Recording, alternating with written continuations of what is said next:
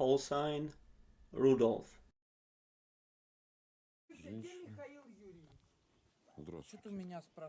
Hello, girls.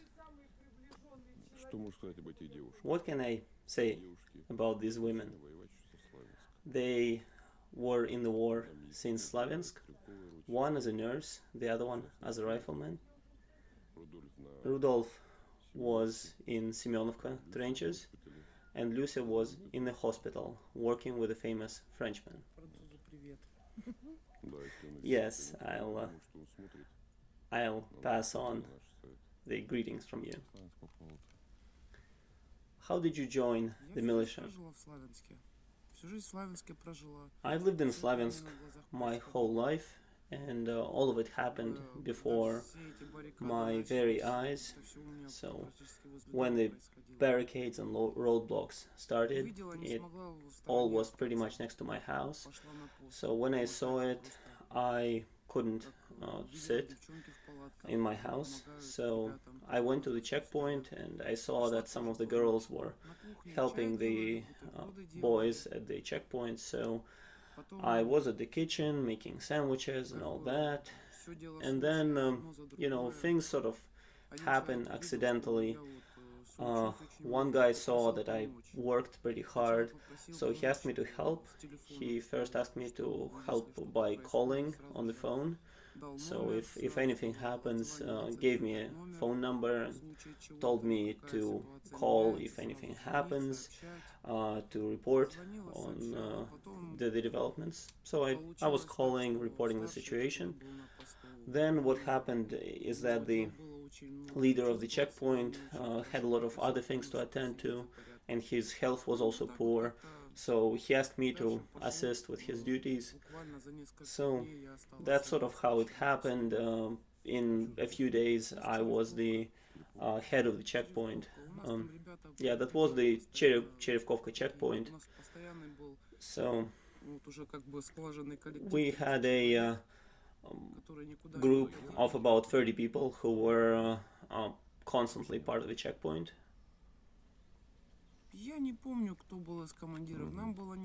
I don't remember who was the overall leader in charge.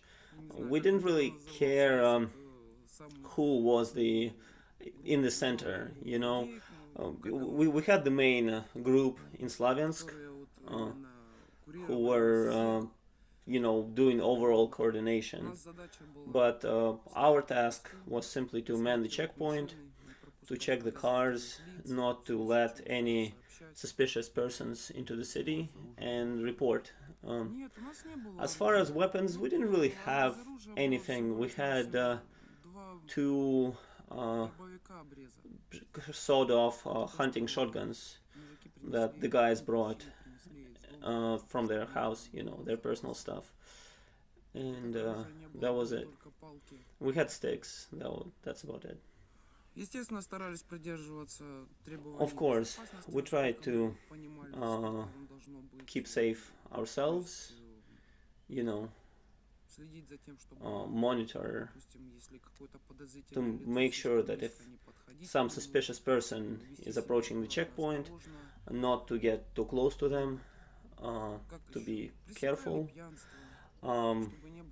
prevented drinking among the people at the checkpoint, because we all understood that everybody's worn out, nobody's getting enough sleep, so if somebody starts drinking, if somebody loses their concentration, then we won't be able to do our job. So everybody was in control.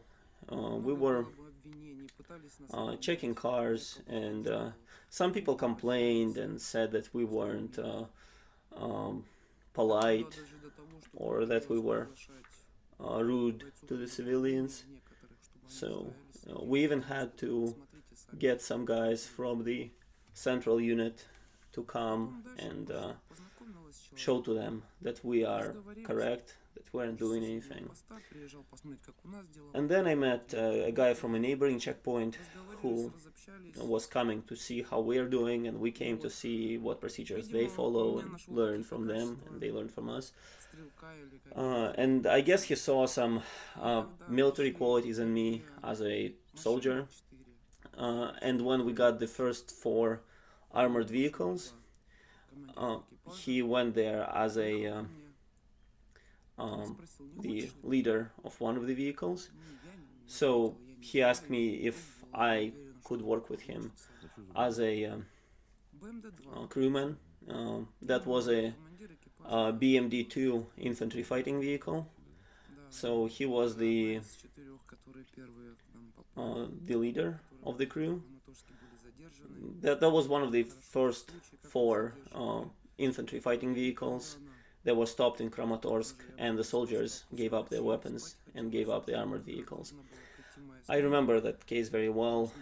That was after a night of working at the checkpoint, and the guys should have come to relieve me. I was very tired, but they didn't come because they went to Kramatorsk to stop the advancing armor. So they went to stop them and to agree with them so there would be no violence. And there were rumors that the army is advancing. Anyway, so he came to my checkpoint and offered me to be on his crew. I was initially doubting that I can do the job. So he asked me several more times, and then I saw that there are not enough men, that some people chickened out. Even on our checkpoint, there were cases where some people were maybe afraid, or some had to take care of their families or something, so they just left. So in that situation, everything was sort of in balance, and I understood that this is my home and I need to protect it. So I don't know what I was thinking exactly, but I agreed. So he took me to his crew and trained me, showed how to initially he put me in the machine gunner position, and it turned out to be fairly simple. So I got used to using the PKM machine gun, and that was July 5th. And that same day, as soon as I joined the crew, we went to Semyonovka, to the defensive positions there, and from that day we were constantly in Semyonovka, because we didn't have many vehicles, we didn't have many trained crewmen, and we had to defend the city from all sides. So our side was Semyonovka. So that, and it also happened, by accident or something. Our turret gunner, who was part of our crew, he pulled his back and he was sort of sick. He couldn't fill his slot in the crew. So I got on the turret. They explained everything. I understood everything. So I ended up being the turret gunner. I don't remember what I was thinking about. The only thing that I was really concerned with is not letting the enemy take our city and fulfilling orders.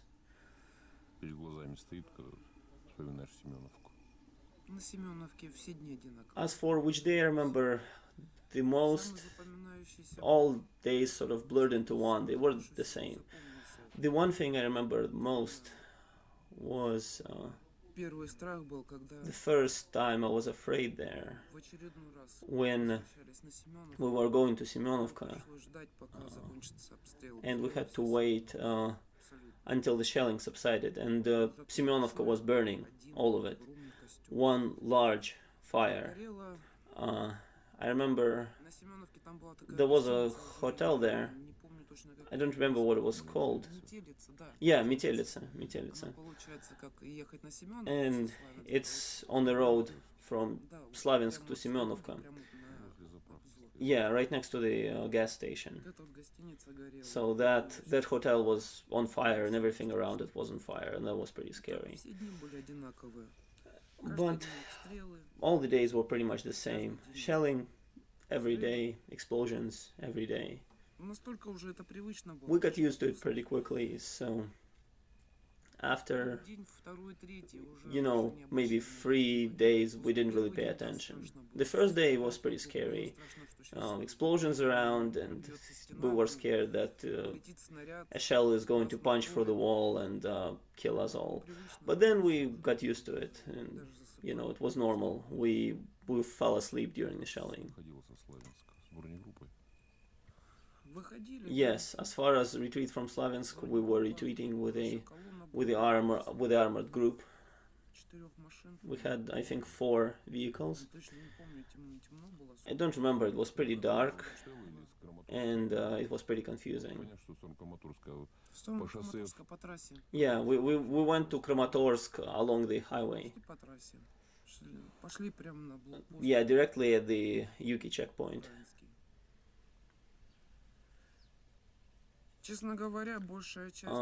Honestly speaking, most of the column didn't seem to know where we're going.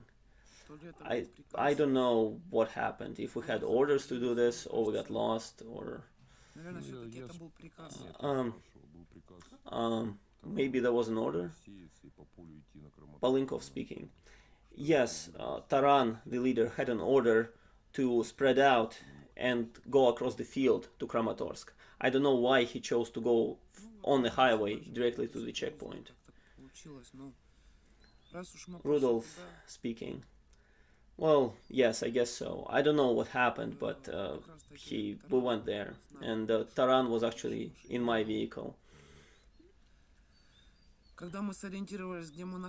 When we figured out where we are, he immediately told me to get ready, turn the cannon to the left, told me to carefully observe, and as soon as I see muzzle flashes, to start firing. But when we got to the point where I could fire, my electronic aiming system was out. Yeah, it was a very old vehicle, so the electric aiming system malfunctioned approximately halfway.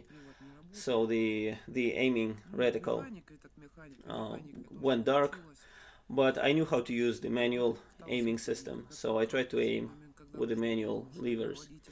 So when the time came when we needed to aim, well, actually I was already aimed in the correct direction, so when we needed to start firing, at that very moment, something heavy hit us on the right side. It broke the manual aiming mechanism. The turret spun several times around really rapidly, and nothing worked. Not the firing mechanism, not the manual rotation of the turret. I couldn't aim the cannon. So that was the first hit, something heavy but sort of glancing. And the second hit hit my hatch. Something flew into my hatch. Yeah, my hatch was broken and didn't close, so something went right in there, and it fell under my feet, and I shouted that we're on fire, and yeah, it exploded. But by some miracle, my injuries were not too bad. My legs got hit by shrapnel pretty bad, but that was about it. What happened to the crew, I'm not sure. I know that Taran survived in the end. As for the other 2 crew members, I don't know. People say that they most likely died, because we all bailed out of the vehicle, and after that point I couldn't see anybody at night. Uh, Taran managed to crawl away, so we know that. Yeah, the other two guys were Robot, and the machine gunner was Andrik. Yeah. What happened to them, I don't rightly know. If they are dead or alive, no idea.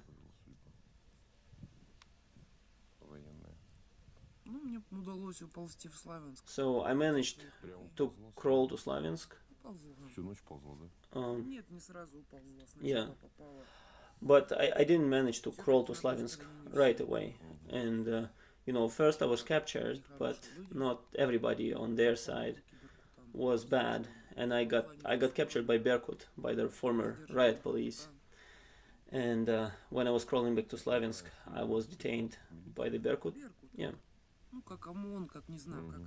The riot policemen. They told me they were Berkut, and they detained me. And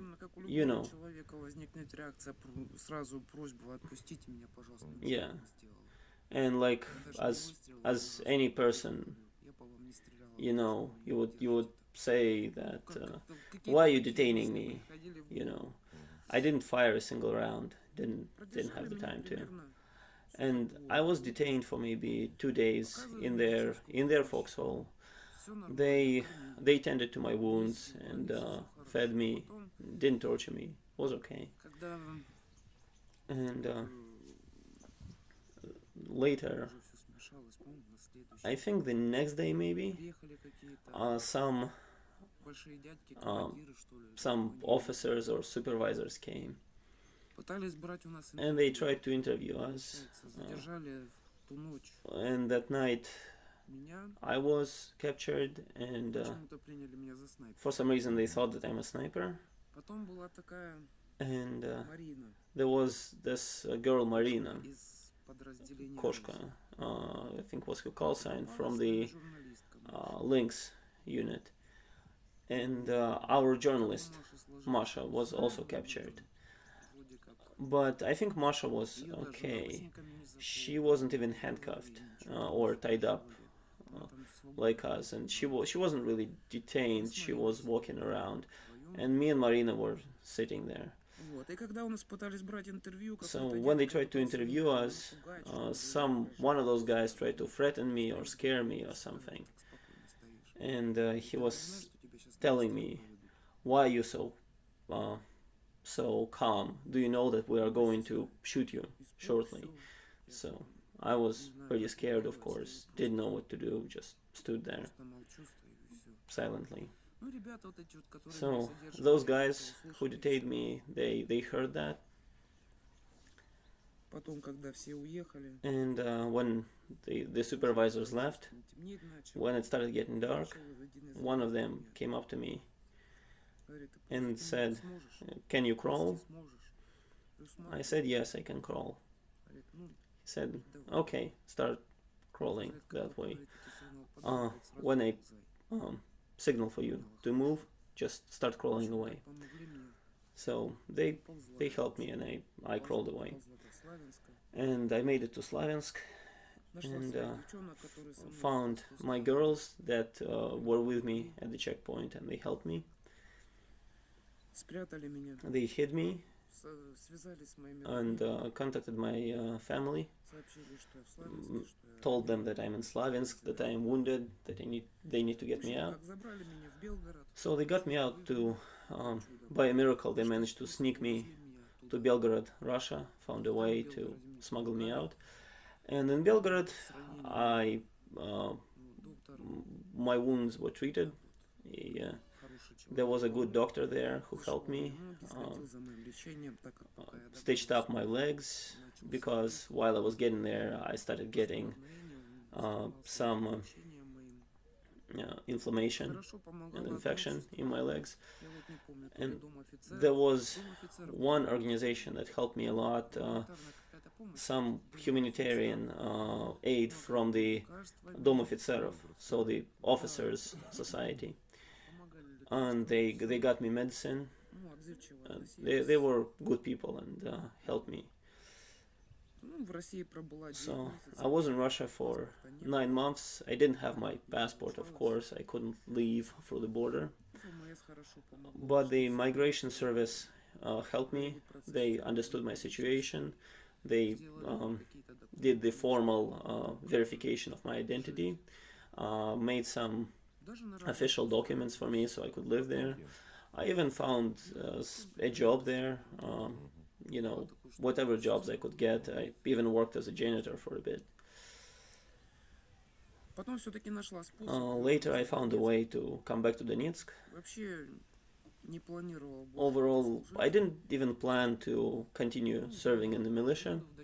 I thought I would come to Donetsk, fix up my documents, and live as a civilian.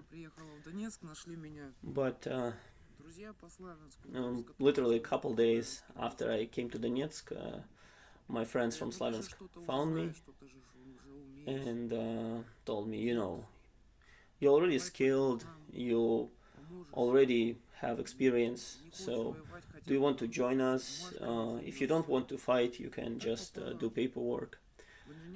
So that's how I came to the explosive ordnance disposal company. I talked to the company commander, so he gave me some paperwork, and then, you know, also gradually, I guess he saw some military qualities in me. So he liked my approach to work. He started trusting me. So he made me a deputy company commander. So I was deputy commander for 3 months of the engineering or mine disposal company. And then we were reformed, and I was made a engineering technician because we no longer had the deputy commander slot in our company. And you know, I'm not an officer, I'm not a specialist, and you know, somebody has to do paperwork. So I was made an engineering technician, and I served for a year in that capacity in the Republican Guard as a technician. And then, after all, I guess it's not my thing to work, to do paperwork all day in an office. In the very beginning, in Slavyansk, when I became a turret gunner, I understood that that's something I want to do. So now I'm a turret gunner again, but not the same vehicle that I started with. I started on a BMD-2 and now I'm on a BMP-1, and it's a good vehicle. I like it. I have already figured it all out and continuing training. Yeah, I don't remember the cannon name, but the military designation is 2A28. The controls are the same. The only difference is that the 2 has a 30mm autocannon with belt fed, and the 1 has a hand-loaded 73mm, but a heavier cannon. So that's the only difference. So that's sort of how things worked out. Yeah, you know that everybody considered you dead. When you left to Belgorod, nobody knew about it, so everybody thought you were dead. And it's big news that, and it's very happy news that you're alive. Yeah, you know how they say the heroes don't die.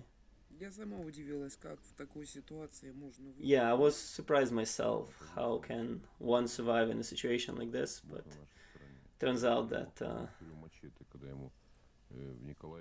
Polynkov is saying, yes, God is on our side. Remember how Machete, also in Slavyansk,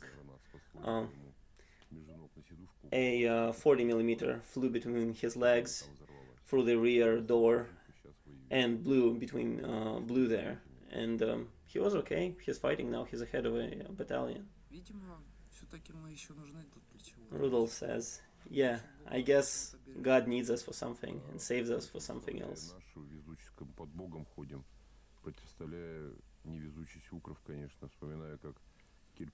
Yeah, and Polynkov was saying that I guess, yes, God was helping us and not helping UKs. Remember how Kirpich shot down a armored helicopter with a machine gun? It's technically armored and should be penetrable by a PKM, but he brought it down.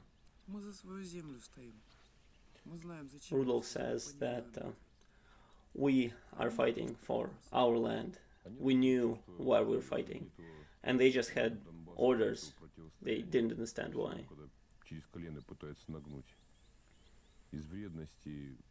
Polynkov says that they just try to subjugate us, and it's been our tradition that nobody can subjugate Donbass.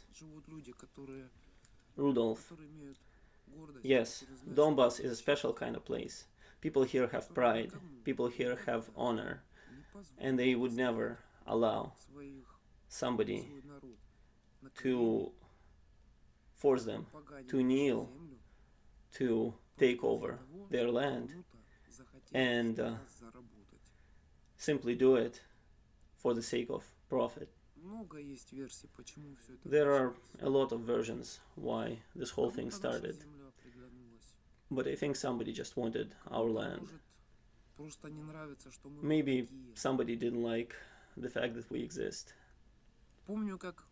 I remember how Yulia Tymoshenko was threatening us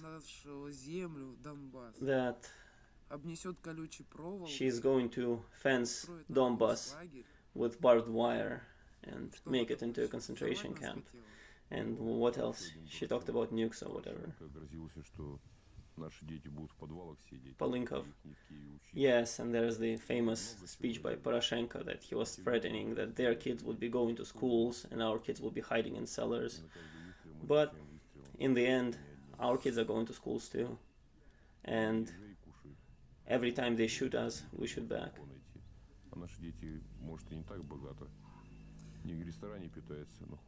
And okay, maybe our kids are not as prosperous as the Russian ones, but they got food, they got school, they got medicine. Rudolf says yes, whatever it costs, we'll make sure our kids will have these things. We will survive in any case. This is our land. We are right.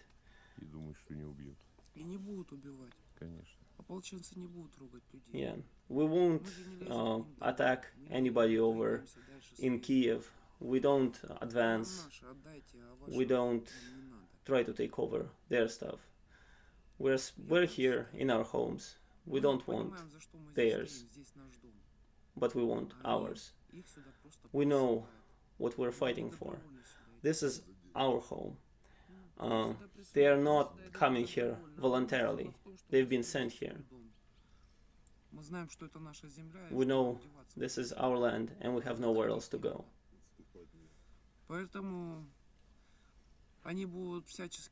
So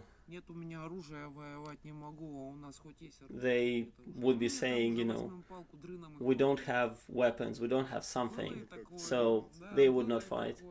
And we would fight even if we didn't have weapons. Yeah, like how we started with the checkpoints with sticks. In Slavyansk, I was startled by one thing. That I was shocked. That was when me and two other people were heading a checkpoint, and we had a curator there. So me and one other woman were curators for the checkpoint, and we were so stunned by the people's response when we had information that there's armor coming and we can't stop it, and the people came out. We had this barricade of tires that we set up, and a huge crowd of people assembled around the tires and stood there for a very long time and didn't move anywhere until they made sure that, until we had information that it's okay, everybody can go home, the armor isn't coming anymore. People were still standing there for some time until they figured out that the armor is stopped. And we had people from the church coming with icons and praying. And this certainly gave us strength, that people came, said prayers. Yeah. The other moment I remember is when a priest, after Easter, around near, where when the parishioners couldn't make it to the church on Easter, he decided that it's his goal to also protect his parishioners. So he came to the checkpoint, a priest, and he had a weapon. So this surprised us. Yeah, Slavyansk is a marvelous city. Polynkov is saying that we took 6 armored vehicles in Kramatorsk when they gave up. We took 2 BTRDs, if you remember, and 1 BMD2 and 2 BMD1s or something.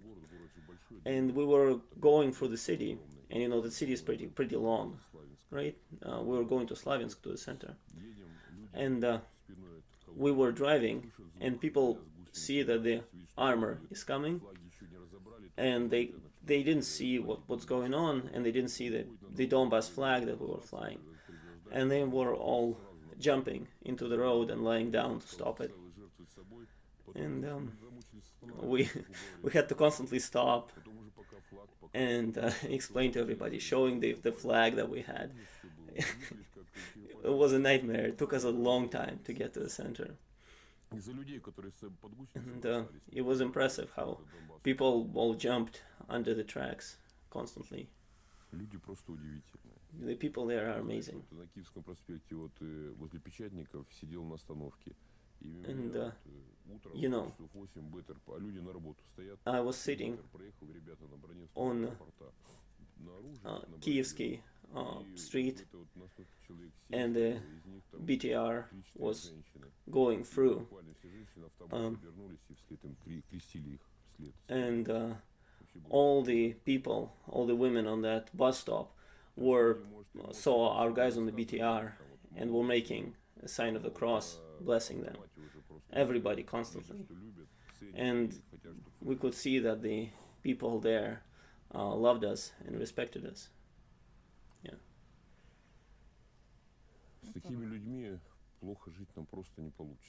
Yeah, with people like that, that place should be okay in the end. All this will pass, and everything will be fine. Rudolf, a lot of our friends were telling me that all of this will be defeated, that you are risking yourself for nothing, that you cannot hold, that this is ridiculous, that this is just a circus. And I was certain from the very beginning that we will win in the end.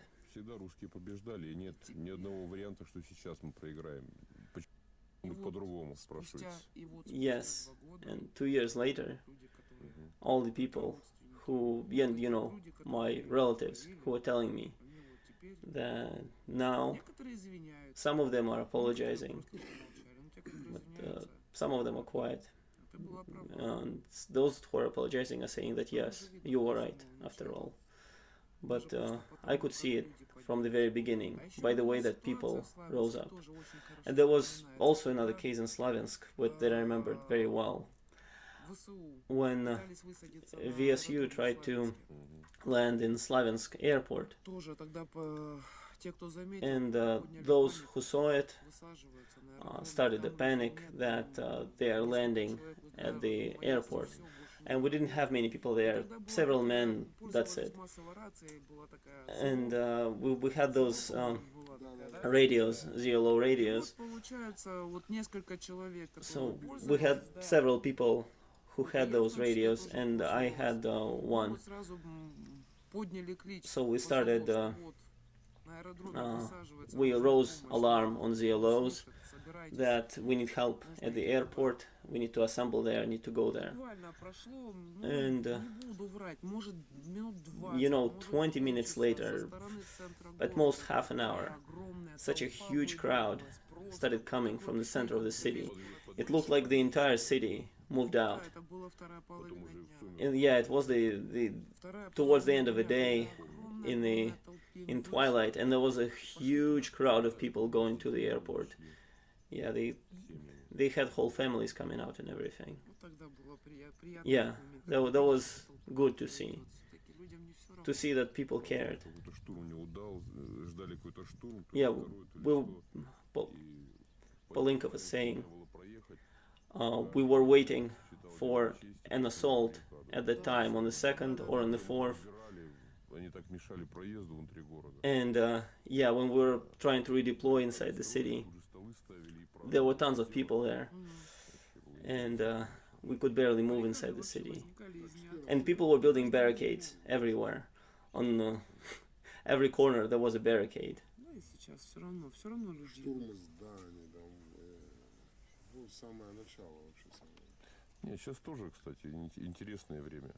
Polynkov was saying that now the time is also very interesting. It's more serious, it's less hectic, it's people have trained, they have become professionals. Those people whom I used to issue rifles to back in 2014 became professionals. They are now in charge of regiments and battalions. Rudolf. People forgot me by now, some of them. A lot of them think that I'm dead. When I met Nick for the first time, he didn't recognize me. And only the second time, when he figured out that I am me, he was so surprised. And he was all full of emotion, and he was like, I didn't understand that that's you, and I thought that you're gone, and I thought that it couldn't be you. He was so glad. And there were several more people who thought that I'm no longer among the living. And now one of our commanders, Korsar, he was also very surprised when he saw me. There were several cases in Donetsk when people recognized me, and I don't know these people, but they somehow know me. I guess they saw me and they also ran up to me and said that they are so glad that I'm alive. I guess a lot of people saw me in Slavyansk and remembered me. And we were constantly driving around, I was constantly doing something, and I didn't have time to really talk to people to remember them. Well, that's sort of how it was. And I remember a few people from Slavyansk, but I guess a lot more people remember me. I'm not sure why. Maybe because, yeah, I have red hair and everything.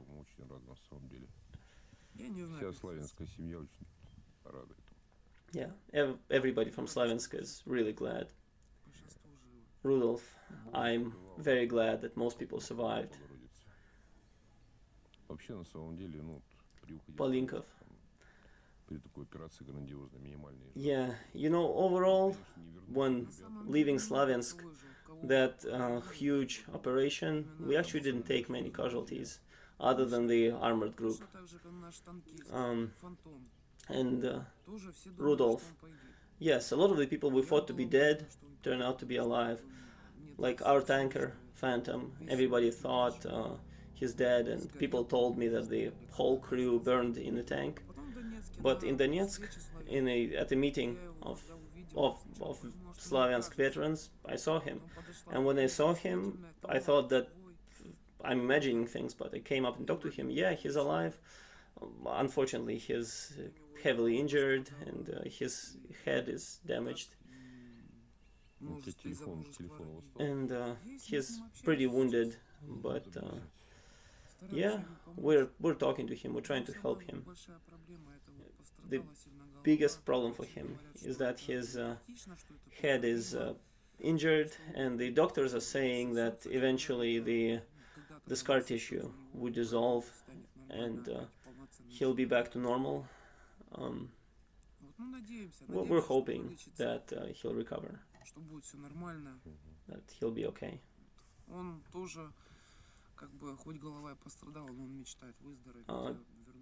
And you know, despite being injured, he's also dreaming of getting better and coming back to the army and going back to being a tanker.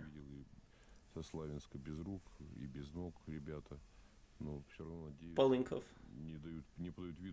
Yes, we have guys from Slavyansk who are missing hands and legs, and they are still keeping their heads above water, optimistic, and doing what they can. Rudolf.